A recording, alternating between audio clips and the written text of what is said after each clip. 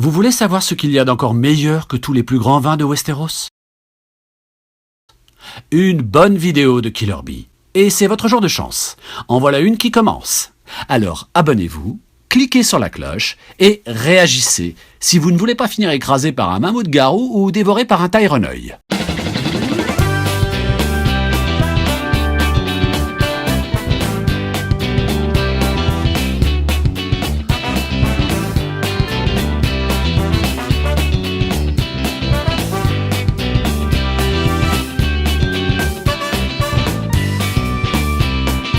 Les abeilles. Cette fois, c'est une mise à jour d'une de mes premières théories, l'une des rares qui n'a pas été plagiée ces derniers temps d'ailleurs. Crocoboy, ce nom ne vous est pas inconnu si vous connaissez un minimum le monde des théories sur One Piece. Pour vous expliquer, beaucoup de gens se sont intéressés à l'origine de ce fameux secret que détient Ivankov sur Crocodile. Beaucoup de gens s'y sont intéressés en tombant dans le piège stéréotypé du principe d'emboîtement, c'est-à-dire que beaucoup de gens, comme je le dis depuis tout à l'heure, se sont dit que le secret de Crocodile était en réalité un changement de sexe. Je suis absolument pas d'accord. Premièrement parce que le principe de l'emboîtement part sur une base de conclusion hâtive. En gros, on prend une information telle qu'elle nous est donnée sans même l'analyser. Et on en fait une vérité absolue. Là, l'information, c'est qu'Ivankov, qui possède donc le pouvoir de faire changer de sexe à un personnage et qui nous en fait la démonstration quelques chapitres avant, connaît un secret inavouable sur Crocodile. Au lieu de s'intéresser à Crocodile, la théorie principale de Crocoboy se centre sur la capacité d'Ivankov, ce qui est totalement contre-productif. J'aimerais ici qu'on se concentre sur quelques éléments concernant Crocodile. Premièrement, on sait qu'il a grandi sur une île où seul le plus fort régnait, puisqu'il nous l'explique à Alabasta. Il dit également à Robin qu'il n'a jamais fait confiance à personne à part lui-même.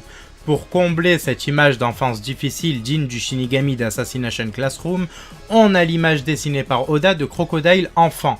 Certaines personnes affirment qu'il aurait pu s'agir d'une fille aux airs de garçon manqué, au lieu simplement de se dire que c'est un garçon aux cheveux longs comme il en existe de partout dans le monde. Sur ce premier point, on note que Mi-Crocodile a une arme à feu, ce qui confirme son enfance en milieu hostile. Deuxièmement, son titre, Sir Crocodile.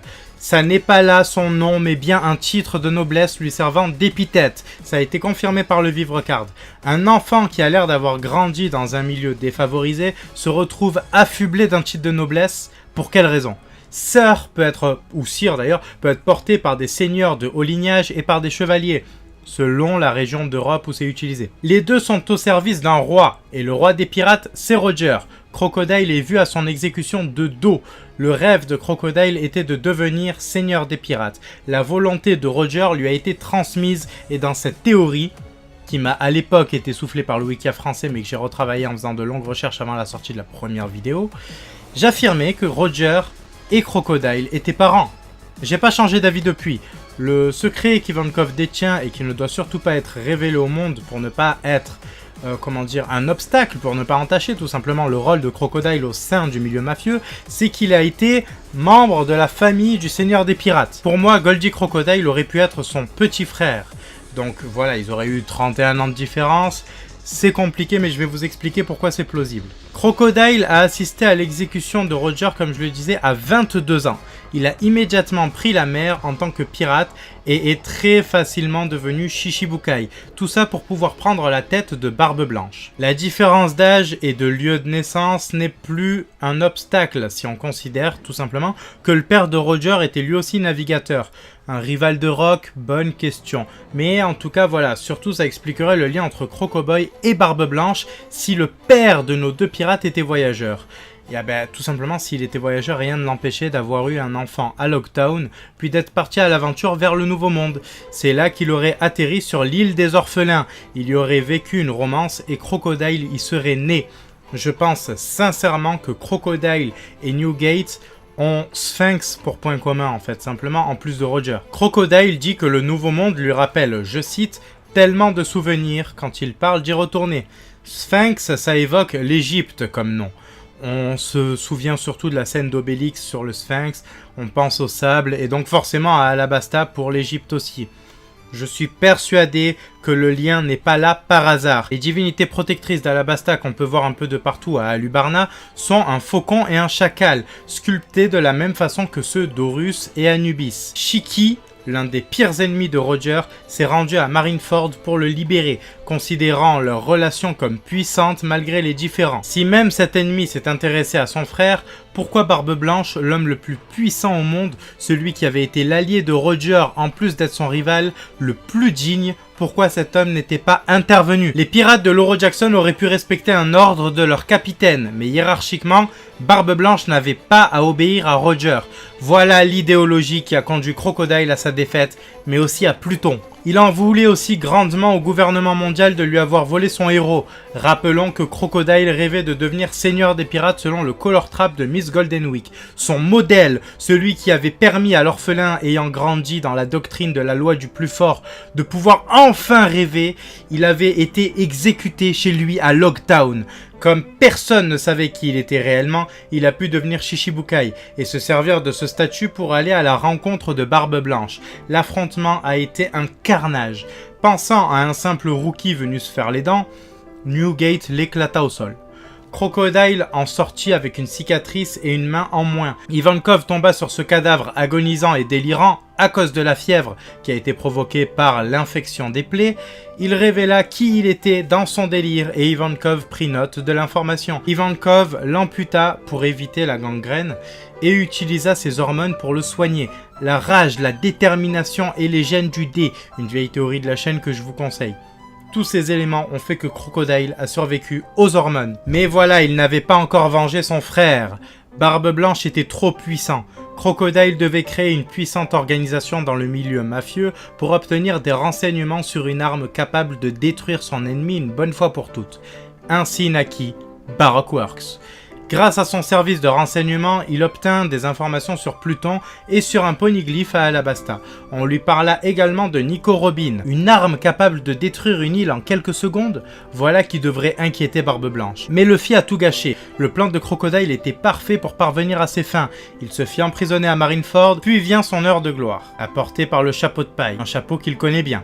Arrivé sur place, ses plans changent. On l'empêche d'atteindre Newgate, puis il se décide à faire une grève, tout simplement. Il apprend alors que Ace, ce jeune homme au regard aussi tombant que le sien et aux yeux de la même couleur, avec ce même air sur le visage, fait partie de sa famille. Ace qui avait lui aussi eu le réflexe d'aller à l'affrontement avec Barbe Blanche à son arrivée dans le Nouveau Monde. Il décide alors de tout faire pour aider Luffy à sauver son frère, lui faisant aussi penser à sa propre histoire. N'oublions pas qu'Ivankov est là. Crocodile ne peut pas non plus faire n'importe quoi en sa présence. Il ne veut plus voir le gouvernement mondial sourire de la mort d'un Goldie, tout en l'exhibant au monde entier. Et pour transmettre la volonté du Seigneur des Pirates, il se range aux côtés de Luffy quand celui-ci perd connaissance. Il devra survivre, qu'il le veuille ou non. Ce gosse était la deuxième personne à lui permettre de rêver. S'il ne pouvait pas devenir Seigneur des Pirates, c'est que son frère en avait désigné un autre, et qu'il ferait tout pour que sa dernière volonté soit respectée. Voilà ce qui explique pourquoi Crocodile était autant affecté par l'annonce de la trahison de Barbe Blanche faite par Squardo. Voilà pourquoi il a été mis en opposition immédiate avec Doflamingo, lui, l'ennemi des dieux. Après tout ça, un Newsco annonce que Luffy va bien et Crocodile se sent soulagé même s'il paraît exaspéré d'apprendre qu'il a encore fait des siennes.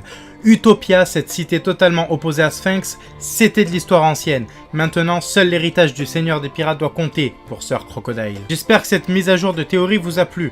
Je me devais de la faire parce que c'est ma préférée sur la chaîne et que Crocodile et Roger sont mes deux personnages préférés dans One Piece. Je mets la vidéo d'origine en description pour les plus courageux d'entre vous, ainsi que celle sur les gènes du dé, tout simplement. Promis, la prochaine vidéo sur One Piece sera un nouvel épisode de la technologie. En attendant, dis-moi en commentaire ce que tu as pensé de cette vidéo. Mes réseaux sociaux sont présents en description, alors viens taper la conversation sur Insta, un de ces quatre. Et n'oublie pas le pouce en l'air et l'abonnement qui fait plaisir. Bzz les abeilles, et à très vite.